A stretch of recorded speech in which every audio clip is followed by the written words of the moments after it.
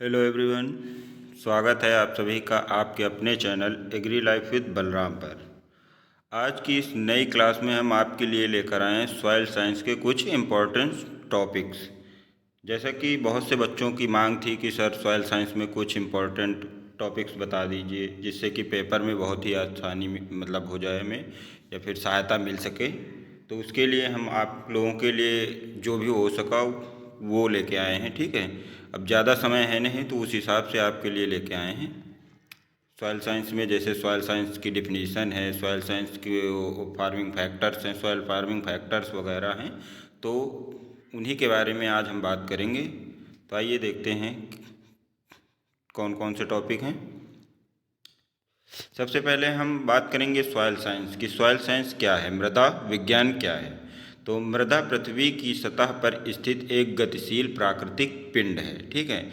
जो मृदा हमारी है वो एक गतिशील प्राकृतिक पिंड है जिसमें पौधे उगते हैं, ठीक है, जिसमें हमारे पौधे उगते हैं। मृदा क्या करती है, पौधों को सहारा देने का कार्य करती है। यह खनिज एवं कार्बनिक पदार्थ और जैविक रूपों से मिलकर बना होता है। मृदा जो होती है हमारी वो खनिज पदार्थ और खनिज और कार्बनिक पदार्थों से मिलकर बनी होती है, ठीक है। अगला बात करेंगे, या फिर हम सॉइल साइंस की परिभाषा ऐसे भी लिख सकते हैं कि मृदा विज्ञान कृषि विज्ञान की वह शाखा है जिसमें हम मृदा के बनने आदि का अध्ययन करते हैं, तो उसे हम मृदा विज्ञान कहते हैं, ऐसे भी लिख सकते हैं, ठीक है।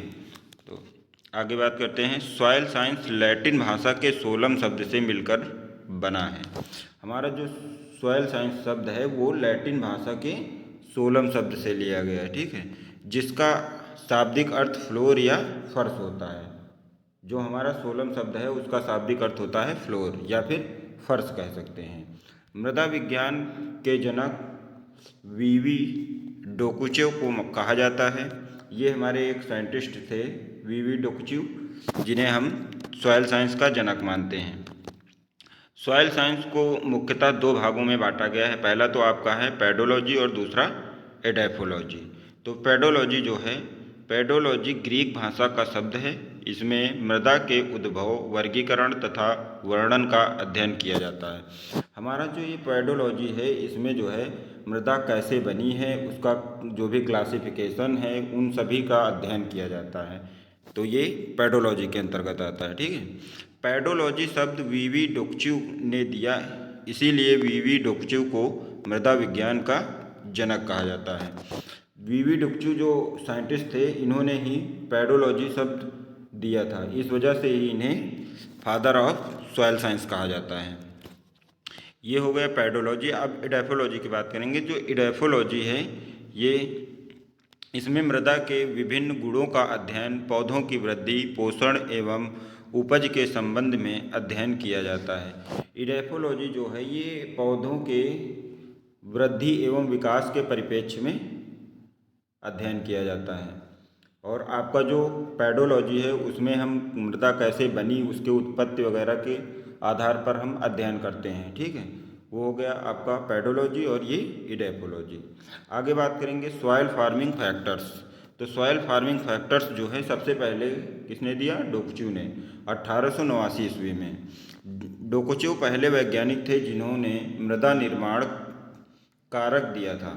इन्होंने मृदा निर्माण कारक में क्या दिया था, इस फार्मूले से हम याद कर सकते हैं, पता चलता है S बराबर FCl कामा O कामा P, ठीक है। तो इसमें क्या होता है, F जो है आपका ये हमेशा फैक्टर होता है, ठीक है। ये फैक्टर को डिनोट किया जाता है यहाँ पर F से। तो नीचे हम बात करेंगे कि कौन किससे क्या होता है, ठीक है। तो यहाँ पर देख लीजिए, जहाँ पर S का मतलब होता है मृदा गुण और Cl का मतलब होता है जलवायु और O जीव जंतु, P है हमारा मूल पदार्थ, S मतलब सॉइल, Cl का मतलब क्लाइमेट, O का मतलब ऑर्गेनिजम्स और P का मतलब पेरेंट मटेरियल, ठीक है। ये हो गए फैक्टर्स, ये डोकुचेव ने दिया था। इसके बाद हमारे एक और वैज्ञानिक थे जिनका नाम था जोफे। जोफे ने 1949 में दिया था। इन्होंने क्या दिया ये देखते हैं। इन्होंने मृदा निर्माण कारकों को दो भागों में विभाजित किया, पहला निष्क्रिय कारक और दूसरा सक्रिय कारक। सबसे ज़्यादा अगर मानने वाला फैक्टर्स जो भी हैं वो जोफे के माने जाते हैं, क्योंकि इनके बहुत ही सटीक माने गए हैं। तो सब आइए देखते हैं क्या क्या होता है इसमें। तो निष्क्रिय कारक मतलब कि पैसिव फैक्टर जो होते हैं उसमें क्या होता है, पी मतलब मूल पदार्थ, आर का मतलब होता है स्थलाकृति, टी का मतलब होता है समय, ठीक है। और सक्रिय कारक में होता है जलवायु और वनस्पति एवं जीव, क्लाइमेट और ऑर्गेनिजम्स, ठीक है। तो सभी कारकों में जो है सबसे ज़्यादा इम्पॉर्टेंट जो फैक्टर होता है वो कौन सा है कि वो है हमारा क्लाइमेट। ये बहुत ही इम्पॉर्टेंट फैक्टर माना जाता है। ये हो गए इनका दोनों लोगों का वर्गीकरण जो था। आगे हम बात करेंगे निष्क्रिय मृदा कारक कि निष्क्रिय मृदा कारक कौन से थे। तो सबसे पहले कौन सा था, पेरेंट मटेरियल मतलब मूल पदार्थ।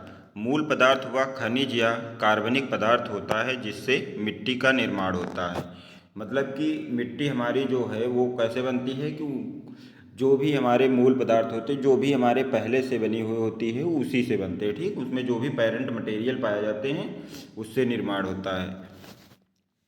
और अगला है स्थलाकृति, टोपोग्राफी या फिर रिलीफ बोल सकते हैं। मृदा की स्थलाकृति भी काफ़ी हद तक मृदा निर्माण में उपयोगी है। जैसे समतल भूमि में मृदा प्रोफाइल का विकास बहुत अच्छा होता है, जबकि असमतल भूमि में मृदा का विकास या प्रोफाइल का विकास अच्छा नहीं होता है। जो हमारी समतल भूमियाँ होती हैं उसमें जो है सॉइल प्रोफाइल का विकास बहुत ही अच्छा होता है, और जो भी ऊबड़ खाबड़ वगैरह भूमियाँ होती हैं उनमें सॉइल प्रोफाइल का विकास अच्छा नहीं हो पाता है।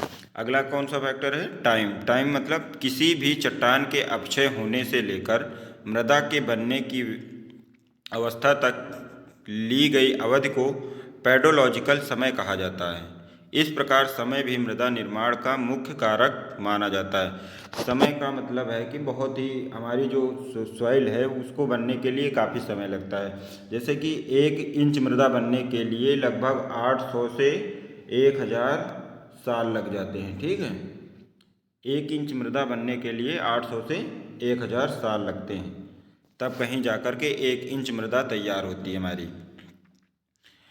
आगे बात करेंगे सक्रिय मृदा निर्माण कारक, जो भी हमारे एक्टिव फैक्टर्स थे उनकी बात करेंगे। तो इसमें सबसे ज़्यादा इम्पोर्टेंट कौन सा है, तो वो हमारा है जलवायु, ये जो कि बहुत ही सक्रिय कारक है। तापमान एवं वर्षा, वर्षा की दो ऐसे घटक हैं जो मृदा निर्माण को मुख्य रूप से प्रभावित करते हैं।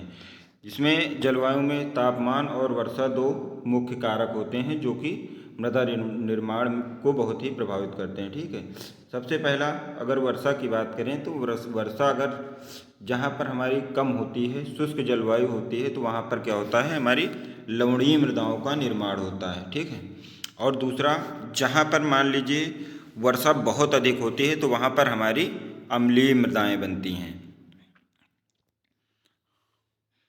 और जो उष्ण आर्द्र जलवायु जहाँ पर होती है वहाँ पर हमारी लेटराइट मृदाएँ बनती हैं। और टेम्परेचर की बात करें आगे कि टेम्परेचर जो है वेंट हाफ के अनुसार हर 10 डिग्री सेल्सियस तापमान में वृद्धि से रासायनिक प्रतिक्रिया में 2 से 3 गुना बढ़ोतरी हो जाती है।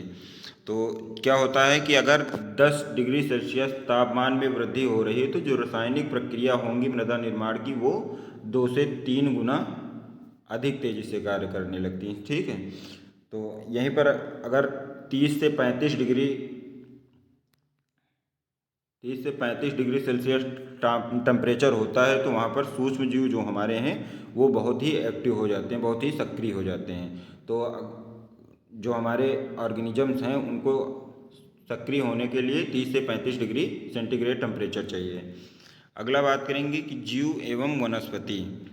तो जीव और वनस्पति कैसे हमारे जो हैं मृदा निर्माण में सहायक होते हैं। तो कुछ जीव जंतु ऐसे होते हैं जो बिल बनाकर जमीन या चट्टानों में रहते हैं, जिस कारण से चट्टानें टूट जाती हैं और मृदा निर्माण की प्रक्रिया शुरू हो जाती है। तो बहुत से जैसे चूहे वगैरह हैं या फिर वो बिल बना के जहाँ पर रहते हैं तो मान लीजिए चट्टानों को कमज़ोर करने का कार्य करते हैं, ठीक है। और या फिर किसी चट्टान में कोई पौधा उगाया है तो वो क्या करता है, उसकी जड़ें धीरे धीरे उस चट्टान को कमज़ोर बनाती है और वो टूटने के बाद में फिर मृदा का निर्माण हो जाता है। तो इस प्रकार से ये हमारे जो सॉइल फार्मिंग फैक्टर्स थे वो थे, ठीक है। आगे बात करते हैं क्लासिफिकेशन ऑफ सॉइल वाटर। ये अगला टॉपिक है कि सॉइल वाटर्स कौन कौन से होते हैं। तो क्लासिफिकेशन है ये सॉइल वाटर्स का। सबसे पहले हम बात करेंगे हाइग्रोस्कोपिक वाटर, मतलब आर्द्रताग्राही जल। यह जल मृदा कणों के चारों ओर वाष्प या पतली परत के रूप में उपस्थित होता है। ये जल जो होता है मृदा कणों के चारों ओर उपस्थित रहता है, जो कि वाष्प के रूप में रहेगा या तो फिर पतली परत के रूप में होता है। मृदा जल की यह अवस्था पौधों को प्राप्त नहीं होती। सबसे बड़ी बात है कि ये जो अवस्था होती है जल की, यह हमारे पौधों को प्राप्त नहीं होती। इसको पौधों की जड़ें या फिर पौधे हमारे जो हैं ऑब्जर्व नहीं कर सकते हैं, ठीक है। मृदा जल की यह अवस्था जो होती है वो -31 बार या अधिक पर संग्रहित होती है। इतने पर यह उपस्थित होता है, ठीक है, -31 बार पर। अगला बात करेंगे ग्रेविटेशनल वाटर, गुरुत्वीय जल। यह जल मृदा में रंध्रों के बीच स्वतंत्र अवस्था में रहता है, जिस कारण से यह गुरुत्वाकर्षण बल के कारण रिस कर पौधों के जड़ क्षेत्र से नीचे चला जाता है। यहाँ पर क्या होता है, गुरुत्वाकर्षण बल जो होता है, गुरुत्वाकर्षण का नियम लगता है, ठीक है। ये स्वतंत्र अवस्था में रहता है और जिसके कारण ये गुरुत्वाकर्षण बल के कारण पौधों की जो जड़ें होती हैं उनसे नीचे रिसकर चला जाता है, जिससे इसे भी पौधे उपयोग नहीं कर सकते हैं। यह जल जो है -1/3 बार से कम बल पर संग्रहित रहता है। अगला है केशीय जल, जिसे हम कैपिलरी वाटर के नाम से जानते हैं। तो यह जल मृदा में आर्द्रताग्राही जल और क्षेत्र धारिता फील्ड कैपेसिटी के मध्य उपलब्ध होता है। ये जल जो होता है हमारा हाइग्रोस्कोपिक वाटर और फील्ड कैपेसिटी के मध्य उपलब्ध होता है, ठीक है। यह जल पौधों को आसानी से उपलब्ध हो जाता है। यही एक जल होता है जिसको पौधे हमारे अच्छी तरीके से उपयोग कर सकते हैं। पौधों को यही जल प्राप्त होता है, ठीक है। यह जल मृदा में -1/3 से -31 बार बल के मध्य संग्रहित रहता है। ये हमारे वाटर थे, कौन कौन से वाटर हैं, सॉइल वाटर्स की बात करते हैं, ठीक है। आगे बात करेंगे फिजिकल प्रॉपर्टी ऑफ सॉइल। ये भी अगला टॉपिक है कि सॉइल की फिजिकल प्रॉपर्टी कौन कौन सी हैं। मिट्टी की भौतिक विशेषताएं उसकी गुणवत्ता और उपयोगिता को निर्धारित करती है। कुछ प्रमुख भौतिक विशेषताएं निम्न हैं। ये हमारी जो भौतिक विशेषताएं होती हैं ये मृदा की गुणवत्ता और उनकी उपयोगिता को निर्धारित करती हैं। तो सबसे पहले हम बात करेंगे सॉइल टेक्सचर, मतलब मृदा कणाकार। मृदा में रेत, सिल्ट और चिकनी मिट्टी क्ले के कणों का सापेक्षिक अनुपात ही मृदा कणाकार कहलाता है। यह मृदा की मूल विशेषता है, इसे बदला नहीं जा सकता है। ये एक जो है ये पॉइंट ये आपको हमेशा याद रखने वाला है कि यहाँ पर क्या बताया गया है कि यह मूल विशेषता है, इसे बदला नहीं जा सकता है, कभी भी नहीं बदला जा सकता है। क्योंकि मृदा जो कणाकार हैं वो एक निश्चित होते हैं तो उन्हें हम चेंज नहीं कर सकते हैं। हाँ, चेंज कर सकते हैं, कहाँ पर, हम नर्सरी में चेंज कर सकते हैं, ठीक है, नर्सरी में चेंज कर सकते हैं या फिर हम गमले में चेंज कर सकते हैं। लेकिन ऐसे कहो कि हम फील्ड पे चेंज कर सकते हैं तो फील्ड पर हम इसे नहीं चेंज कर सकते हैं। इसमें सबसे महीन मृदा कण क्ले का होता है, ठीक है। मृदा यहाँ कर लिख गया है तो आप कण लिख लीजिएगा, ये कण है, ठीक है। मृदा कण जो है क्ले का होता है, जिसे हम चिकनी मिट्टी कहते हैं। तो ये जो एक ये टेबल दी गई है ये आपको ज़रूर याद होनी चाहिए। ये जो टेबल है हमारी, ये ISSS के थ्रू दी गई है। ISSS का फुल फॉर्म आपको पता होना चाहिए, international society of soil science. इसका फुल फॉर्म होता है international society of soil science. ये आपको पता होनी चाहिए। और ये जो टेबल दी गई है ये इसी संस्था के द्वारा दी गई है, तो ये आपको याद होनी चाहिए पूरी। इसमें क्या होता है, महीन बालू का जो है उसका कड़ाकार होता है, ये हमेशा mm में होता है, ठीक है, 0.02 से 0.2 mm। और सिल्ट की बात करेंगे तो 0.02 से 0.002 mm। और क्ले का हमेशा आप ज़रूर याद रखेंगे कि <0.002 mm होता है, 0.002 mm से सदैव कम ही होता है। ये आपका हो गया सॉइल टेक्सचर। आगे हम बात करेंगे सॉइल स्ट्रक्चर। मृदा में बालू, सिल्ट व क्ले कणों का व्यवस्थापन मृदा संरचना कहलाता है। अब सॉइल टेक्सचर और सॉइल स्ट्रक्चर दो चीज़ें हैं। अब यहाँ क्या बात हो रही, वहाँ पर कणों के आकार की बात हो रही टेक्सचर में, कि कणों के आकार के आधार पर हम बांटेंगे वहाँ पर स्ट्रक्चर को, ठीक है, टेक्सचर को। अब स्ट्रक्चर क्या होता है, यहाँ पर हम कणों को किस रूप में अरेंज कर रहे हैं, मतलब उनका व्यवस्थापन कैसे कर रहे हैं, वही हमारी मृदा संरचना कहलाती है। कहने का मतलब है arrangement of soil particles is known as soil structure. तो मृदा का यह गुण कृषि क्रियाओं द्वारा परिवर्तित किया जा सकता है। वहाँ क्या था, सॉइल टेक्सचर का क्या था कि सॉइल टेक्सचर को हम परिवर्तित नहीं कर सकते हैं, बट सॉइल स्ट्रक्चर को हम परिवर्तित कर सकते हैं। कृषि क्रियाओं के माध्यम से हम सॉइल स्ट्रक्चर को परिवर्तित कर सकते हैं। क्रम्बी संरचना में अधिक रंध्र पाए जाने के कारण यह फसल उत्पादन के लिए सबसे उपयुक्त मानी जाती है। तो जो हमारी फसल उत्पादन के लिए कैसी सॉइल स्ट्रक्चर कैसा होना चाहिए, तो क्रम्बी नेचर का होना चाहिए। जो क्रम्बी नेचर का सॉइल स्ट्रक्चर होता है वहाँ पर हमारा फसल उत्पादन बहुत ही अच्छा होता है। अब यहाँ पर कुछ दिए गए हैं कि कौन कौन से सॉइल स्ट्रक्चर होते हैं। पहला है प्लेटी, दूसरा है प्रिज्मेटिक, और तीसरा है ब्लॉकी, तीसरा है स्फेरॉइडल या जिसके अंतर्गत आता है हमारा क्रम्बी एंड ग्रैनुलर, ये दो आते हैं, ठीक है। ये आप चित्र के माध्यम से यहाँ समझ सकते हैं कि कौन कैसा है, ये यहाँ चित्र पर बना हुआ है। जाहिर सी बात है, ये यहाँ प्लेटी दिया हुआ है, तो प्लेटी मतलब कुछ प्लेट के जैसे आकार रहते हैं, इसलिए इसे प्लेटी दिया गया। और प्रिज्मेटिक है, ये प्रिज्म के आकार का होता है। ब्लॉकी है, अलग अलग ब्लॉक बने होते हैं के तरह दिखाई देता है। और ये आपके जो है ग्रैनुलर है, और ये नीचे दिया हुआ है ये कॉलुमनर है, ठीक है। ये आपके पूरे टाइप्स ऑफ सॉइल स्ट्रक्चर हैं।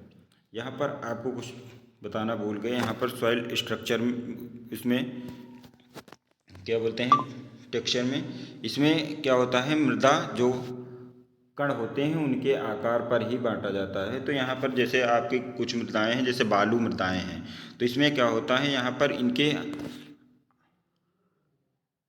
अनुपात को हम देखते हैं कि किसका जितना अनुपात है उस हिसाब से मृदाओं का नाम हो जाता है। जैसे हमारी बालू मृदाएं हैं, तो इसमें क्या होता है, मृदाएं जिनमें 70% से अधिक बालू कण एवं 15% से कम क्ले कण होते हैं, तो उन्हें हम बालू मृदाएं कहते हैं। कहने का मतलब है 70% जो है हमारी वो बालू के कण होंगे, और 15% से कम जो है क्या होंगे, क्ले कण होंगे। तब हमारी वो सॉइल जो क्या कहलाएगी, सैंडी सॉइल कहलाएगी।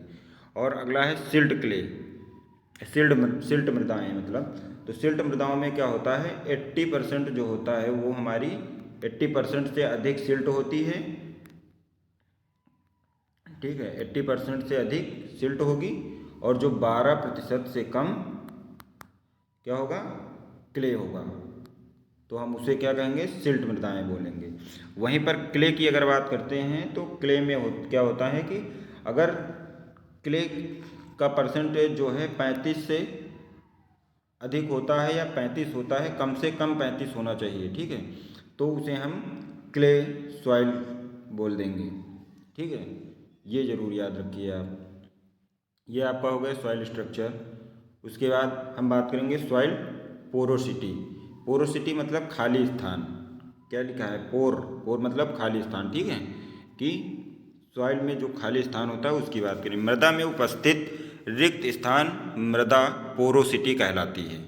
तो मृदा में जो खाली जगह होती है उसे ही हम पोरोसिटी के नाम से जानते हैं, ठीक है। तो यह मृदा में जल और वायु की मात्रा को निर्धारित करता है।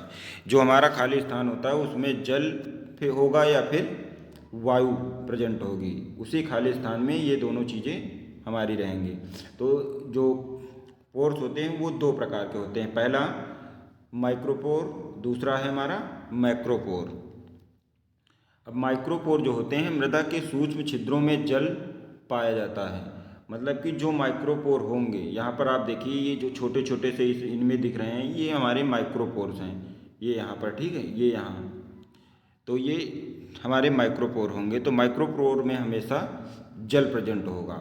और जो मैक्रोपोर होंगे मतलब कि जो बड़े होंगे थोड़ा, वो उन छिद्रों में क्या होती है? हमेशा वायु होती है। इस चित्र के माध्यम से आप समझ सकते हैं माइक्रोपोर और मैक्रोपोर दोनों इसमें दिखाए गए हैं, ठीक है। ये हो गई आपकी सॉइल पोरोसिटी। आगे हम बात करेंगे वाटर होल्डिंग कैपेसिटी की। वाटर होल्डिंग कैपेसिटी मतलब जल धारण क्षमता। मृदा में उपस्थित कुल जल की वह अधिकतम मात्रा जो मृदा कणों द्वारा धारण की जा सके जल धारण क्षमता कहलाती है।